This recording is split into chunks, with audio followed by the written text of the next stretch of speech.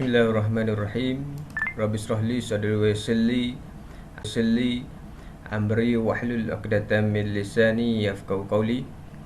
Alhamdulillah, kita telah pun masuk kepada chapter yang kedua dalam project management ataupun pengurusan projek. So sekarang ini kita akan pergi kepada pengurus projek dan juga organisasi, ya. Pengurus projek dan juga organisasi. Okey, jadi siapakah pengurus projek ni, kan? Siapakah pengurus projek? Pengurus projek adalah seorang pengurus ataupun pengarah kepada satu projek, yang mana dia bertanggungjawab ke atas pelaksanaan projek secara keseluruhan, termasuklah dari segi teknikal, dari segi dia punya kewangan dan juga pentadbiran, ya. Di samping itu juga projek ataupun pengurus projek ni perlu memastikan projek itu disiapkan dalam tempoh masa dan juga kos dan juga kualiti yang telah ditetapkan seperti mana dalam dokumen kontrak yang telah dipersetujui di antara kontraktor dan juga owner. Pengurus projek ni boleh dia gonna be individu ataupun satu kumpulan pengurus projek, depend kepada saiz projek tersebut. Okey, jadi kita tengok kat sini tanggungjawab PP. Apakah tanggungjawab pengurus projek? Pengurus projek, kalau kita tengok kat sini, dia tanggungjawabnya adalah seperti mana life cycle projek. Sama juga sebab pengurus projek ini dia akan membawa projek goal yang sama. Sebab itu dia sama dengan life cycle project. Ini adalah tanggungjawab pengurus projek. Yang pertama adalah initiate sesuatu kerja itu. Kemudian dia kena planning. Initiating ni maknanya dia kena brief dahululah projek berkenaan dengan projek tersebut, dari segi dia punya konsep, dari segi dia punya siapa owner dan sebagainya. Jenis-jenis pembinaan tersebut. Ini adalah initiative di peringkat permulaan. Kemudian dia kena planning, buat perancangan, dan seterusnya executing adalah implementation pelaksanaan. Kemudian setelah kita buat pelaksanaan, kemudian kita perlu di dalam pelaksanaan tersebut need monitoring dan juga control. Why kat situ? Sebab kita nak pastikan projek kita tadi siap dalam tempoh masa yang disiapkan, tempoh masa yang telah ditetapkan, dan juga on budget, di dalam bajet yang telah ditetapkan. Okey. Kemudian dia akan tutup projek, dan dia akan start dengan projek yang lain. Begitulah begitulah life cycle projek, dan begitulah juga tanggungjawab pengurus projek. Tanggungjawab pengurus projek mesti sama dengan life cycle projek, ya. Okey, pengurus projek. Okey, kalau kita tengok dari segi dalam industri pembinaan, dalam industri pembinaan, pengurus projek ni yang mana dilantik bagi meringankan tanggungjawab klien dalam menyediakan satu organisasi untuk menguruskan perkara-perkara yang berkaitan dengan reka bentuk dan juga pembinaan. Biasanya dilantik dari fasa awal pembinaan. Biasanya pengurus projek ni dilantik pada peringkat awal, pada phase awal di dalam pembinaan. Berusaha untuk menjaga kepentingan klien, yang mana pengurus projek ini dia akan berusaha sedaya upaya untuk menjaga kepentingan klien ataupun client need. Dan seterusnya adalah terdapat juga pengurus projek yang bekerja dengan pihak kontraktor. Ini bergantung kepada jenis organisasi yang telah dibentuk oleh sesuatu pengurusan tersebut. Okey, peranan pengurus projek. Kita tengok peranan. Apakah peranan secara detail? Peranan pengurus projek secara detail, pertamanya adalah merancang, menyusun, mengarah. Perlu merancang yang pertama sekali. Kemudian dia kena susun kerja, yang mana yang priority, yang mana yang perlu diutamakan. Kemudian perlu mengarah. Kalau dia merancang, menyusun tapi tidak mengarah, makna kerja itu tidak berjalan juga. Jadi skill untuk mengarah ini pun perlu ada di dalam sebagai seorang pengurus projek. Mengarah dan juga mengawal aktiviti projek tersebut. Ini sangat penting. Ketiga-tiga peranan ini adalah sangat penting. Yang pertama tadi apa? Merancang, menyusun dan juga mengarah dan juga mengawal. Arah dan juga kawal. Kawal aktiviti sesuatu projek. Kemudian melaporkan kepada klien status projek. Dan dia perlu dipertanggungjawabkan untuk melaporkan progres projek. Kemudian menyiapkan projek dalam masa dan juga kos kualiti yang ditetapkan, mengesyorkan reka bentuk skema dan tata cara kontrak yang sesuai. Dia akan syorkanlah kepada mengesyorkan reka bentuk ataupun skema tata cara kontrak yang sesuai lah, supaya dia boleh berurusan dengan klien dengan lebih baik. Memberi nasihat atas pelantikan, perundingan, pembekal dan juga kontraktor. Yang mana pengurus projek ni dia akan berurusan dengan perunding, pembekal dan juga kontraktor di dalam untuk memastikan pelaksanaan sesuatu projek ini berjalan dengan lancar. So ini adalah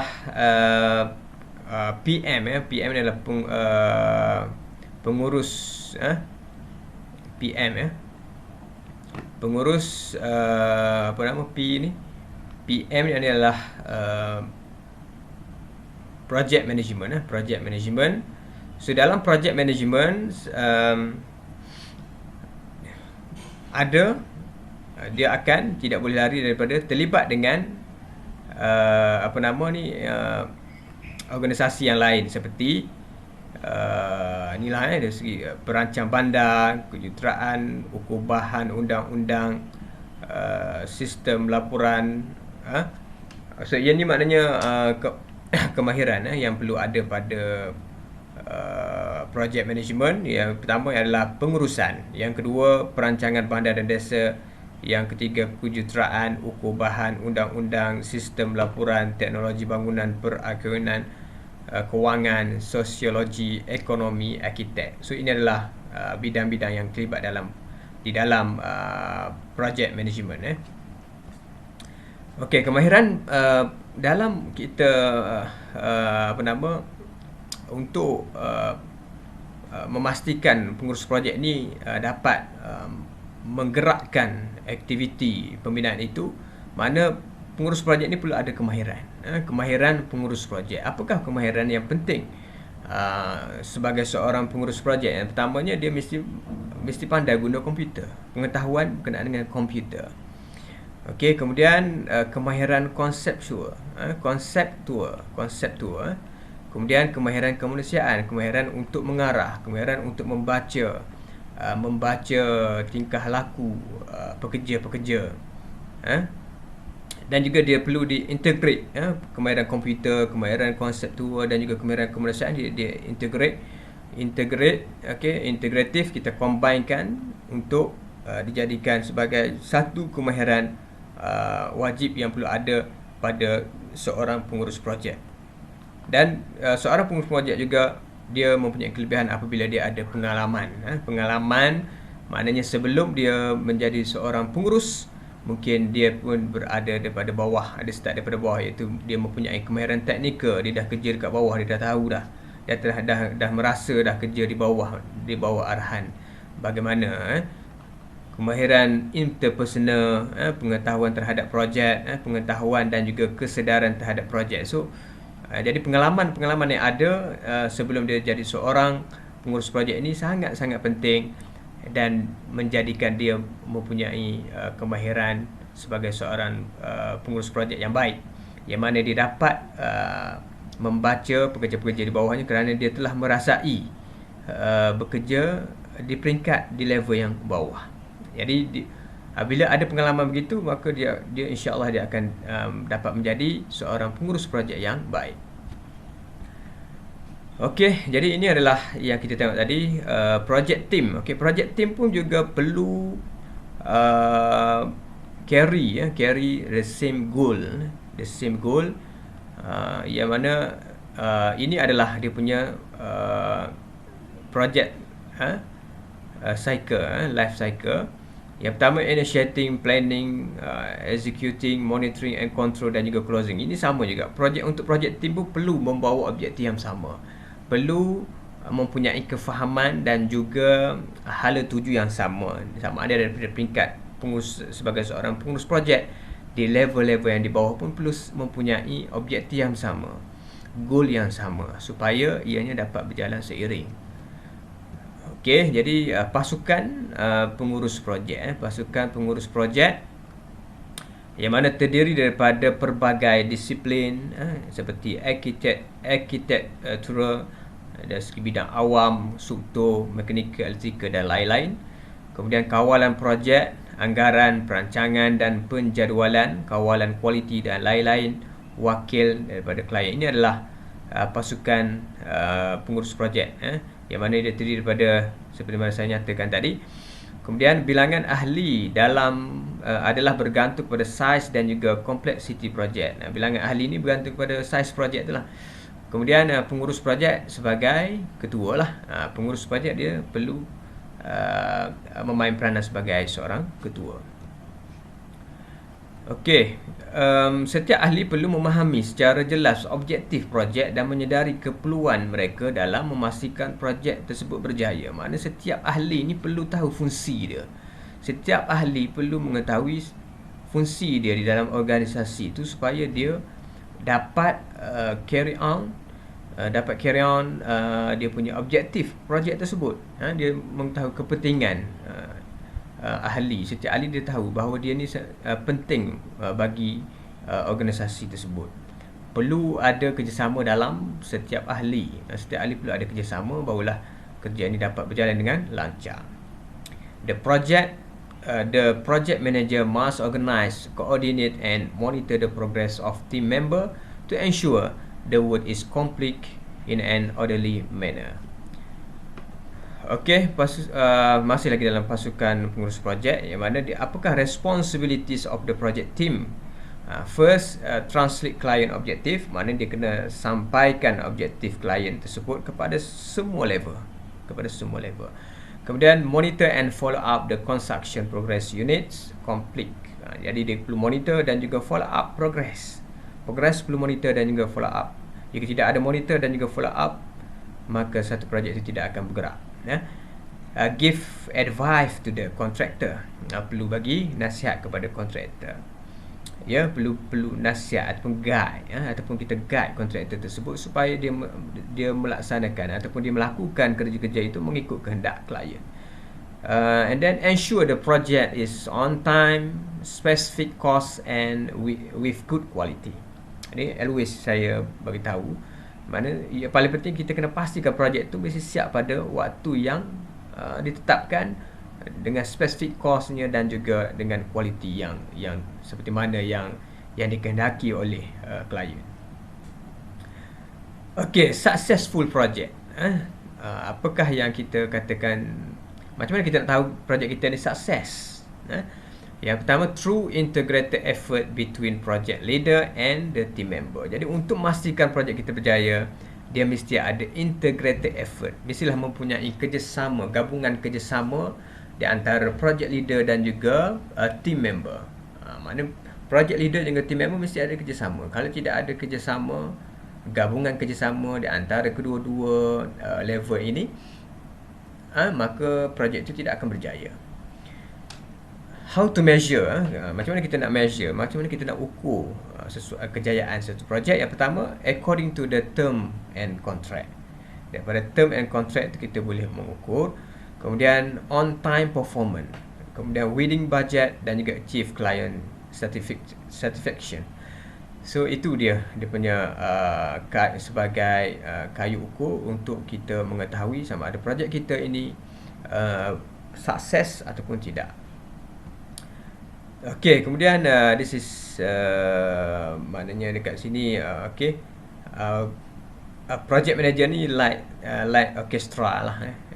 Kalau kita tengok kat sini dalam team member orchestra ni yang pegang kayu ni sebagai project manager. Kemudian di bawah dia ada designer, dia ada client, dia ada developer, dia ada marketing strategist, copywriter, fotografer, social media and strategi. So begitulah juga di dalam kita manage projek pembinaan ataupun begitulah juga tanggungjawab ataupun peranan sebagai seorang project manager. Project manager. Okey, kemudian struktur organisasi. Okey, struktur organisasi penting dalam sebuah organisasi, syarikat ataupun firma.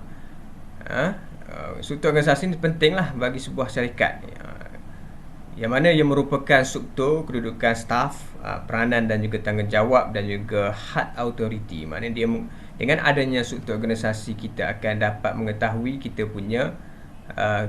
punya bidang kuasa kita. Setiap pasukan mempunyai bidang kuasa masing-masing. So, apabila setiap organisasi ataupun setiap pasukan itu melaksanakan tugas ataupun bidang kuasa yang telah di-assignkan bagi setiap organisasi tersebut, maka kerja ini akan dapat berjalan dengan lebih baik. Proses pengurusan, definisi corak perhubungan, corak perhubungan yang telah ditentukan di antara komponen-komponen organisasi yang menggariskan komunikasi, pengawalan dan autoriti.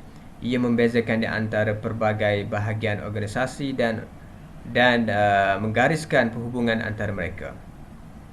Carta organisasi sebagai rujukan yang menggambarkan struktur organisasi.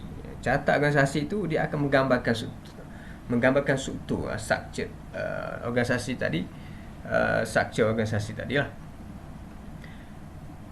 Okey, komponen bagi membina struktur organisasi yang efektif. Apakah komponen dalam kita nak bina organisasi yang lebih efektif? Yang pertamanya adalah perhubungan formal. Perhubungan formal di mana bilangan peringkat dalam hierarki. Itu adalah perhubungan formal dalam dia ada organisasi, dia ada bentuk hierarki lah. Yang keduanya adalah mengaitkan kumpulan individu kepada jabatan dan jabatan kepada organisasi keseluruhan.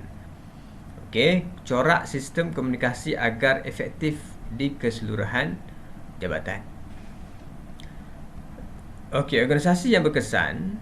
Yang pertama, pembahagian tugas, elak pembaziran ataupun salah guna. Organisasi yang berkesan, dia perlu agihkan tugas dengan baik. Apabila peringkat level atas tidak mengagihkan tugas dengan baik, tidak distribute tugas itu dengan baik, maka projek itu akan lambat juga. Kerja lebih mudah dan teratur. Kerja lebih mudah dengan ada organisasi, kerja tadi lebih mudah dengan teratur. Masing-masing buat kerja masing-masing kan. Memudahkan membuat keputusan kerana mempunyai saluran ataupun carta alih. Mudah kita nak buat keputusan. Sesuatu yang berlaku. Perancangan menjadi lebih mudah berdasarkan unit yang diwujudkan ataupun kemahiran. Fungsi organisasi yang pertama adalah perancangan dan penyusunan. Merancang dan menyusun arah dan motivasi. Jadi dengan adanya organisasi ini, kita boleh merancang, menyusun, kemudian kita boleh bagi arahan, kemudian kita boleh motivate kita punya pekerja, kemudian pengawasan dan juga pengawalan. Dengan ada organisasi, maka kita boleh mengawas dan juga kawal kita punya ahli ataupun team leader ataupun project team. Kemudian latihan, kita boleh bagi latihan, penilaian dan juga perubahan dengan mewujudkan hubungan yang mantap terhadap kerja, individu dan juga tempat kerja. Perlu ada hubungan terhadap kerja, individu dan juga tempat kerja. Jenis struktur organisasi, terdapat pelbagai jenis struktur organisasi. Yang pertama adalah fungsian, yang kedua projek dan yang ketiga metrik. Kita tengok apakah dia struktur organisasi fungsian. Struktur organisasi fungsian, yang pertama adalah kaedah tradisi yang biasa diamalkan. Struktur organisasi ini adalah untuk struktur organisasi fungsian, kaedah tradisi yang biasa diamalkan. Aktiviti dikelompokkan bersama-sama dalam satu fungsi. Kedudukan individu dalam struktur adalah jelas dan biasanya dibahagikan kepada unit atau bahagian. Tugas atau fungsian individu mengikut fungsian dan bahagian mengikut kemahiran. Seorang ketua akan mengarah, mengawasi, mengawal prestasi setiap individu dalam satu organisasi. So, apakah ciri-ciri organisasi fungsian? Yang pertamanya adalah arahan daripada atas ke bawah. Ini adalah ciri-ciri organisasi fungsian. Arahan daripada atas ke bawah. Maklum balas dari bawah ke atas. Mana kita nak dapatkan progres tu daripada bawah ke atas. Hubungan antara pengurus-pengurus bahagian mendata. Hubungan di antara pengurus-pengurus bahagian ni mendata. Pengurus-pengurus bahagian dia sama level lah. Setiap pengurus bahagian dia sama level dengan pengurus yang lain, bahagian yang lain. Struktur organisasi adalah rigid, aktiviti sama ataupun rigid. Okey, hierarki adalah jelas. Okey, ini adalah struktur organisasi fungsian. Ini pengarah, maknanya dia akan pengarah urusan. So, ini adalah ketua bahagian. Ketua bahagian dia sebaris, sama level lah. Pentadbiran, ketua bahagian kewangan, kontrak, logi, pembelian. Di bawah pentadbiran dia ada kebajikan, pekerja, latihan, rekod. Rekod pekerja. Okey, struktur organisasi fungsian, kebaikan. Apakah kebaikan struktur organisasi fungsian? Yang pertamanya adalah pengurus adalah terdiri daripada bidangnya. Pengurus biasa untuk ini dia akan memang dalam bidang lah pengurus dia dalam bidang lah kan biasanya. Okey. Penyatuan pelbagai kepakaran dan pertukaran pengetahuan. Okey. Fungsi dan kedudukan individu jelas, sesuai untuk projek yang mengambil masa yang lama, sesuai bagi organisasi kecil dan sederhana, mudah untuk mengenal pasti bahagian yang bermasalah dan cara mengatasinya. Manakala kelemahan pula adalah yang pertamanya ahli unit lebih mementingkan matlamat unit lah. Ahli unit tu dia akan buat kerja dia lebih mementingkan matlamat bahagian saja, bahagian unit dia saja. Untuk unit lain dia tidak peduli, yang penting kerja dia siap. Kemudian maklum balas menjadi perlahan disebabkan melalui pelbagai peringkat ataupun unit. Okey. Tidak sesuai bagi projek besar dan kompleks, kekurangan tenaga kerja akan mempengaruhi keseimbangan kerja. Okey, sebab dia bahagi mengikut unit tadi. Sebab bila setiap unit tu kurang, maka dia tidak ada lain lagi dah. Kan? Bila kurang, dia akan menjejaskan keseimbangan kerja lah. Okey. Okey, kita tengok pula struktur organisasi projek. Tadi fungsian. Yang kedua adalah struktur organisasi projek. Disusun, yang mana disusun mengikut projek. Kalau organisasi projek ni dia disusun mengikut projek, produk ataupun program berasaskan output. Digunakan secara meluas dalam industri pembinaan. Okey, biasanya industri pembinaan menggunakan sistem organisasi projek. Pengurus projek menjadi ketua dalam setiap projek ataupun unit.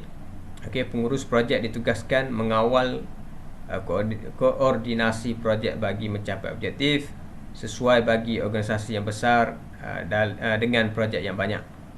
Okey, ciri-ciri organisasi projek pertama, kuasa diterajui oleh pengurus projek sebagai bagi setiap projek. Integrasi kepakaran dalam setiap projek lebih efektif. So, ini adalah struktur organisasi projek. Dia ada pengarah urusan, okay, pentadbiran, kewangan, pentadbiran dan juga kewangan. Dekat bawah ni ada projek B, projek A, projek C. So, ini adalah pengurus projek. Okey. Di bawah projek dia ada kontrak, logi, pembelian. Di bawah dia, setiap projek tu dia mempunyai dia punya kontrak, logi dan juga pembelian. Logi tu di bawah projek. Untuk pengurusan projek ni, logi ni under projek lah. Under projek. Kontrak, logi dan juga pembelian ni di bawah projek tersebut. Okey. Okey, kat sini kita tengok dia punya direct relation, functional relation dan juga lateral relation. Okey, yang ini adalah memang direct lah, direct relation. Kemudian yang ini functional relation. So, untuk pengurus projek, pengurus projek ni dia boleh rujuk kepada kewangan, okey, apabila memerlukan. Okey, lateral. Lateral ini adalah maknanya dia lateral ataupun horizontal, maknanya dia sebaris. Sebaris ini dia sama level lah yang kat sini. Okey. Okey. Kebaikan struktur organisasi projek. Yang pertamanya adalah bidang kuasa pengurus projek lebih teragih. Semua unit bertanggungjawab terus kepada pengurus projek. Integrasi kepakaran lebih efektif, penyelarasan lebih berkesan, kesemua sumber menumpukan perhatian kepada projek. Sebab memang dia punya logi, dia punya pembelian dan juga kontrak memang under projek tersebut. Jadi memang sumber-sumber tidak akan tumpu sepenuhnya kepada projek tersebut. Tidak akan segera boleh diambil bila berlaku suatu masalah. Okey. Kelemahan dia menghilangkan kekompetenan dan juga pengkhususan teknikal. Okey, kesukaran integrasi dan penyeragaman di antara bahagian. Penggunaan sumber tidak optimum. Okey, boleh berlaku dan tidak penggunaan sumber tidak optimum berlaku dan pembahagian tugas tidak seimbang semasa berpindah dari satu projek ke projek lain. Okey, ini biasa berlaku bila berpindah daripada projek lain daripada satu projek ke projek yang lain. Tidak menyediakan karier ataupun jangka masa panjang lah. Tidak menyediakan karier jangka masa panjang. Dia ikut projek lah kat sini kan. Projek habislah. Yang tu.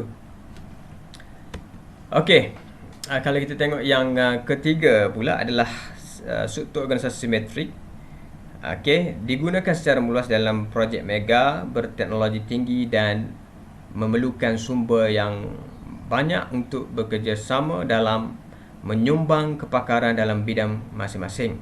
Yang merupakan kombinasi organisasi fungsian dan juga organisasi projek. Untuk metrik ini dia combine, dia combine organisasi fungsian dan juga organisasi projek. Ciri-ciri organisasi metrik yang pertama, kaki tangan dan peralatan diletak dalam unit fungsian.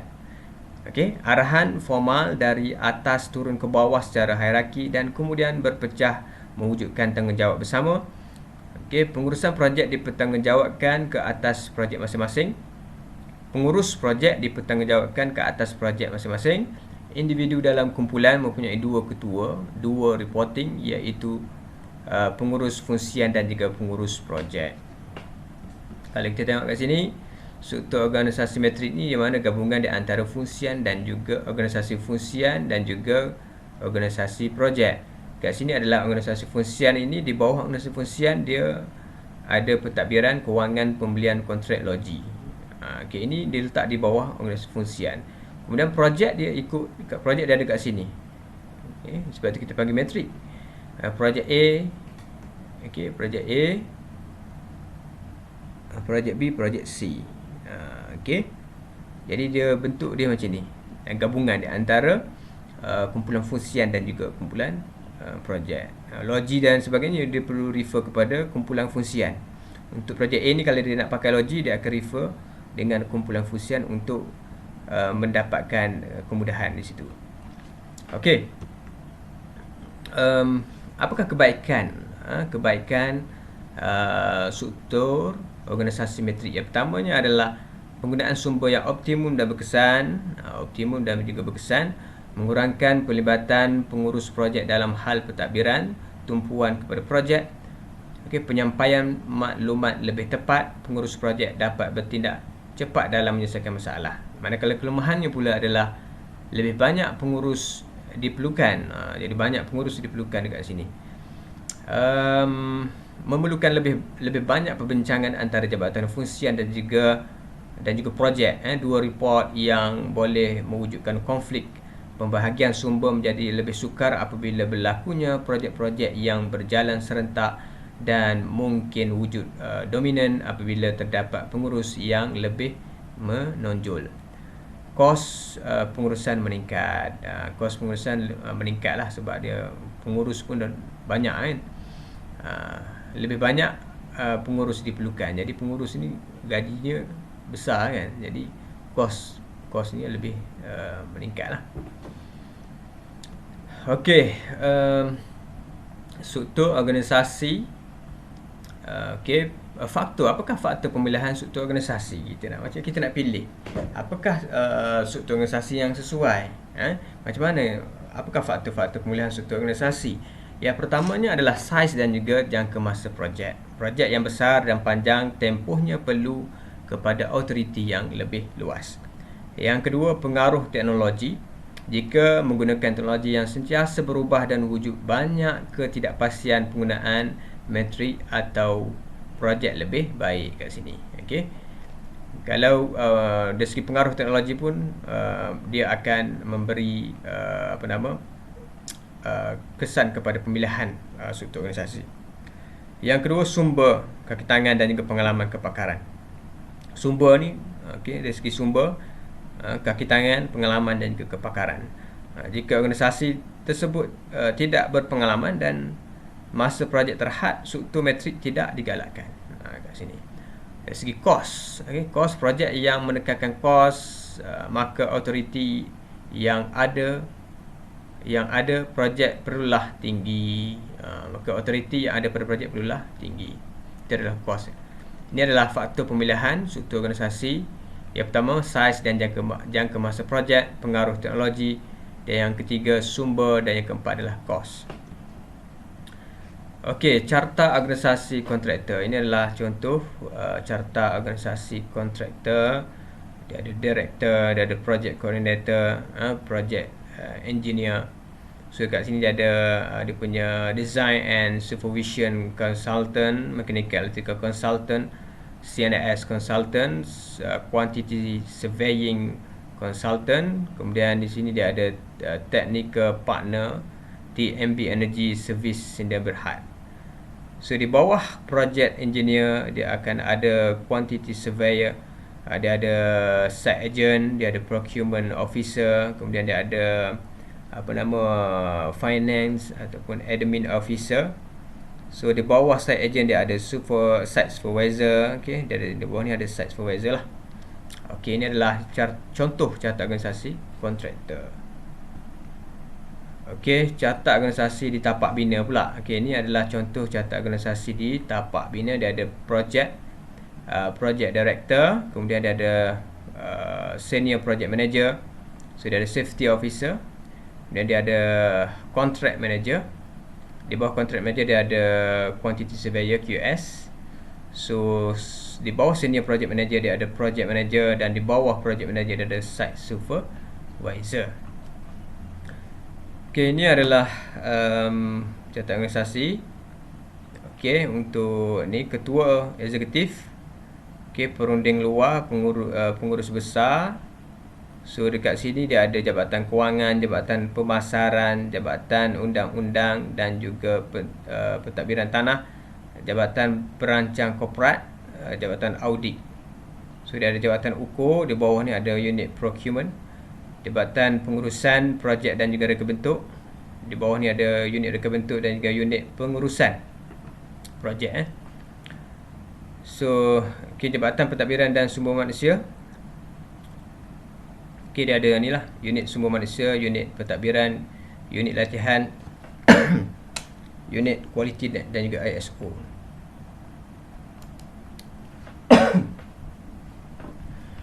Okey, ini antara contoh carta organisasi yang ada. So anda boleh lihat kat sini. Okey, ada chairman. Okey, so kita tengok carta organisasi yang lain. So ini adalah contoh-contoh organisasi untuk projek MRT. Okey, ini project to build and complete 1 block and 4 block, 4 stories and other words for Sekolah Menengah Kebangsaan Johor Jaya. Ini contoh organisasi. Okey, quiz. Yang pertama, terangkan tujuan fungsian organisasi. Bincangkan tentang kemahiran pengurus projek. Okey. Jadi untuk topik yang kedua, saya rasa okey. Habis setakat ini topik yang kedua, kita bincangkan berkenaan dengan apa dia tadi? Berkenaan dengan pengurus projek dan juga organisasi. Pengurus projek dan juga organisasi. Apakah kepentingan organisasi? Kita ada 3 organisasi. Yang pertama tadi organisasi struktur organisasi fungsian, yang kedua struktur organisasi projek, dan juga yang ketiga struktur organisasi metrik. setiap jenis struktur organisasi ini mempunyai kelebihan dan juga kelemahan. Dan juga kita belajar juga apakah tanggungjawab dan juga peranan sebagai seorang pengurus projek. Jadi untuk lebih memahami topik ini, anda perlu mengulang kaji dan juga membaca slide yang saya lampirkan dekat outer. So anda pastikan anda baca sendiri supaya anda akan dapat menguasai berkenaan dengan pengurus projek dan juga organisasi. Okey, sekian. Wabillahi taufiq wal hidayah. Assalamualaikum warahmatullahi wabarakatuh.